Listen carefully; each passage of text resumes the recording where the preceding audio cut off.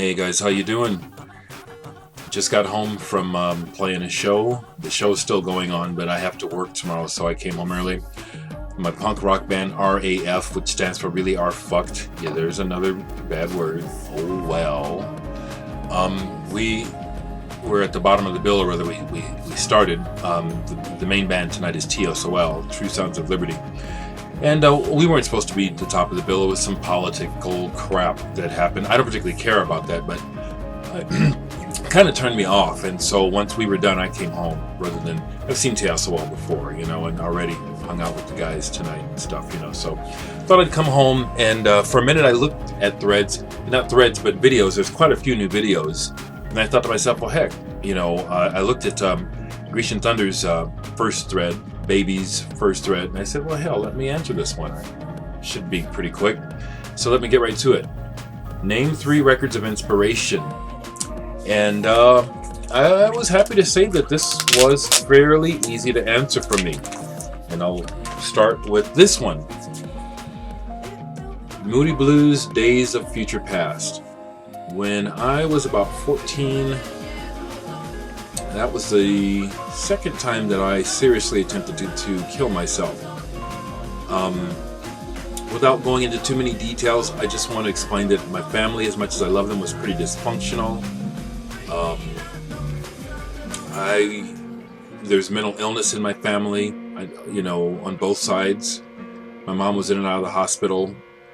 By the time I was 13, 14, I was basically her caretaker. She was my mom, but she was so ill with physical and mental problems that I, took care of her. And I don't know about you guys, but in sibling strips, people take on roles, and my role was to take care of mom.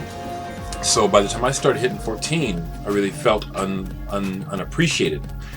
I think I knew I was loved, but more than that, I felt unappreciated and misunderstood, and really wanted death.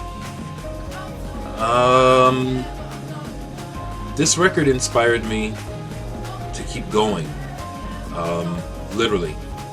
And it's not that there's some kind of words that I can point out about the record. It was just how beautiful this entire picture was of music, that it just took me to another world where I could exist, and it gave me enough mental peace that I could think enough to kind of straighten myself out from wanting to seriously hurt myself. I did still attempt suicide again later on when I was 17, 18. So the first album I want to share that inspired me, and what it inspired me to do, this Moody Blues album, it inspired me to live. And to this day, when I hear Nights in White Satin come on the radio, I listen to it. I know that it's been played a million times, and I know that some people think it's hokey, probably like I think that Don Ho is kind of hokey, and I can accept that. You know what I'm saying? As I've said in my other video, I completely understand that perception is unique and individual, and we all see things through our own lens. So it would be ridiculous for me to take personal that someone doesn't like this record. It has had nothing to do with me, what they like. It's what it means to me. And this record inspired me to live. Another record that inspired me early on, I don't have the original cover. I have this Japanese version. I'll take the obi off so you can see it, but Jimi Hendrix's first album, Are You Experienced, inspired me. Even before I really knew what it sounded like. I remember seeing it in the record store as a child, maybe 13 or 14. And I saw this black guy looking cooler than I could find words for with these white people. And it just immediately gave me hope, because I've always related to rock. I'm a rocker. I mean, I have soul. I mean, I'm proud of my heritage, but I am arrogant enough to say, God dog it, people, I am a citizen of the universe. I'm the same as him. I'm the same as him. I'm the same as him. And fucking people that can't see beyond the surface and don't understand that, it's always enraged me. you know, the short-sightedness and just pure ignorance and stupidity of most people, you know. We're one people. We don't think the same, but we're one entity of creation. Creation is one thing. And so Jimi Hendrix inspired me that maybe I could be accepted in the rock world, or that maybe there was a place in the world of rock. Being a child of the 60s, it was obvious that the world of rock was white. I was fascinated with the world of rock, starting with the Beatles, probably before that actually. And I know that the Beatles didn't start rock. I know that the roots of rock go back to many cultures, including African American. But the surface of it was white. And again, in the 60s, we were still dealing with civil rights. I mean, I was still being treated like an animal here in Omaha, Nebraska, in places I couldn't even go to in the front fucking door, okay? So these memories also serve to fuel my use of language, because I have a lot of anger and resentment that I want to share, actually, and in an appropriate manner. Growing up through the 60s and the madness of racism was it was part of what I wanted to kill myself about. I thought to myself, even as a child, how can I conceive of this? Adults who don't see that I'm a human being. So anyway, this was the next record that inspired me. Moody Blues inspired me to keep living. Jimi Hendrix inspired me to follow my dream of becoming a rock musician. I come from a family of jazz and blues musicians, and I can play jazz. I didn't want to be a jazz musician. I can play it. My younger brother, wanted to and is a jazz musician and relates to being a jazz musician. And I've got all that in me. But what has always attracted me was rock music, the sound, the visual, the vibe.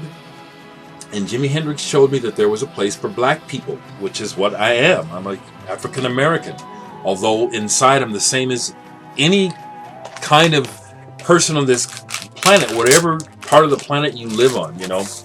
Man, I wish people could catch up with me. Can I just go ahead and say that? You know, and if someone doesn't like it, I'm really sorry, you know, but I think that I'm making a good point, which is, man, one family. Try to understand, people, that what you don't like about other people is something stuck in your own damned eye. Fix yourself so you can tolerate other people a lot better. I know what I'm talking about because I am tolerant of people. I'm honest with people. If I get sick of your ass, I'm going to tell you to get the hell away from me, but I still love you. The third record that inspired me and band was Joy Division, Unknown Pleasures. Now, I was listening to a lot of punk, post-punk, and all kinds of music, but Joy Division inspired me to start my own band. I'd been playing in bands before this, but never my own band. Even Hendrix, as much as he inspired me to be a rocker, somehow didn't inspire me to start a band. Joy Division did. And I started the band Digital Sex back in, I think 1981 or 82. And this black kid started this band that had this white sound. At that time, it was related to white because we were playing a post-punk new wave sort of sound, very much influenced by Joy Division, by Wire, by The Cure. People said we sounded like R.E.M., but I wasn't listening to R.E.M. until we played with them, actually. That's how I got hip to them, was meeting them. I wasn't even listening to R.E.M. when we played with them. But Joy Division, the angst, the depression, the bleakness of this music, but also the power of it. It inspired me to start writing songs and to put an ad up locally in the record stores and music stores looking for musicians. This album really inspired me. And this is one of the first... Look at how nice this is. This is my original copy. This is one of the first copies of this record to arrive in the city of Omaha, Nebraska when it came out. So I don't know if this is the... I don't think this is the first edition because I don't think we could get the first ones. The very first run, if you hold it up to the light, is red. And this is black. Okay? But I was one of the first people in this city of Omaha to own this record. And it really did my head in. I'll go to the next question. Name 3 records that disappointed you. Well, I could only think of one that really, really disappointed me. I'm sure there's more, but the one that it was such a disappointment was by Catherine Wheel. Catherine Wheel was one of my favorite bands of the 90s, much more than Radiohead, even The House of Love, My Bloody Valentine, Slow Dive. Catherine Wheel, for a time in the 90s, was the number one band on my list. Number one. And when they came out with their last album, I was so disappointed. I said, what the hell happened? And once I met Rob Dickinson, the leader of the band, who is, yes, Bruce Dickinson of Iron Maiden's cousin. They're cousins. When I finally got to meet him and talk to him, when I finally got to see them, it was the second time I saw them. They hadn't broken up yet, but reading between the lines of our conversation, it was already over. And they knew it was over when we're working on this record. And that's the problem with it. The spirit is gone. There's a couple of decent songs on here, but that's it. Just a couple of decent songs. Whereas their albums all the way up to before this were awe-inspiring to me, and I could play them over and over again and find new things. And I still think that Adam and Eve by Catherine Wheel is equivalent to or better than Radiohead's Kid A. Now, I know that's quite a statement, but that's my personal opinion, okay? Take it or leave it. But to my ears, Catherine Wheel is right up there. And so when Wishful came out, man, I said, God dang, this sucks. It doesn't suck, but it's like compared to what they could do or what I wanted from them. Damn. I'm sure there's other disappointments, but that's the only one I can think of. The third question is, what are you currently grooving to? And what I want to answer this differently, because a lot of what I'm listening to of current music I don't have on vinyl, because Omaha is, even though it's a growing city, it's limited as to what is brought into the city. It's still a pretty conservative, redneck ass fucking town. Okay, if I can just tell you the truth about Omaha, I love this town. I have a lot of friends here, a lot of love here, but man, there's some phony ass bastards here and some really uptight people, And I think part of what I'm just now analyzing, I'm always analyzing. I think part of what you're feeling is me coming down from just now playing an intense set of punk rock music, and we kicked ass too, happy to say. And people took pictures, and there was some video, and I hope it turned out. And if I get my hands on it, I will share it with you guys, because RAF is we rock. I love it. I'm still kind of hyped on it. And so I think that's partially where some of the angst that I'm expressing is coming from, although it's always there and it's real. I'm not, these things I'm thinking all the time. But what I want to say is some of the bands that I've turned myself onto, or the people have turned me onto that I can't find their records, are a band called Daze, as in D-A-Z-E. I'd love to find that on vinyl. I've just downloaded their songs. It's I'll annotate this and put their names up so you can Google them or YouTube them. Daze, really like their sound. A band called A Sunny Day in Glasgow. I somehow got turned on to them and their latest record. Not the whole record, but the songs on the record, when I play them, they get repeated. It's like, I gotta hear that again. And it's like one of those kind of songs where the second part, when it comes back in with the first part, they bring it up a level, and it's like, ooh, yeah. Okay, so A Sunny Day in Glasgow is a current band, or a fairly recent band I like. A band that I found recently that I wish I could find on vinyl, and I really haven't tried, but I'm going to now that I talk about it, is Candy Claus. Candy Claus makes me think of Santa Claus, or that Candy Claus. I don't know if they make them anymore. They did when I was a child.